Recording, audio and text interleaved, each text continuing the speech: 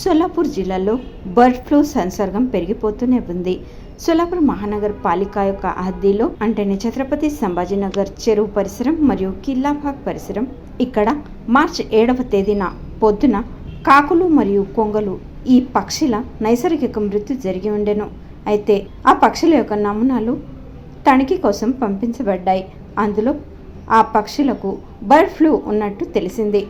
అందువల్ల అన్ని శాసకీయ విభాగం వారు ఈ యొక్క క్షేత్రంలో మరియు అన్ని భాగాల్లో బర్డ్ ఫ్లూ పెరగకూడదు, ఇందుకోసం ప్రతిబంధాత్మకమైన ఉపాయాలను చేపడుతున్నారు.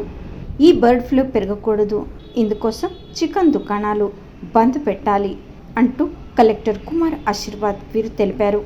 జిల్లాలో బర్డ్ ఫ్లూ పెరగకూడదు ఈ ఉద్దేశంతో ఎన్నో ఉపాయాలు చేపడుతూ ఆ యొక్క సందర్భంలో బైఠక సమావేశాన్ని ఏర్పాటు చేశారు. ఈ సమయంలో వారు అందరికీ మార్గదర్శకత్వం చేశారు.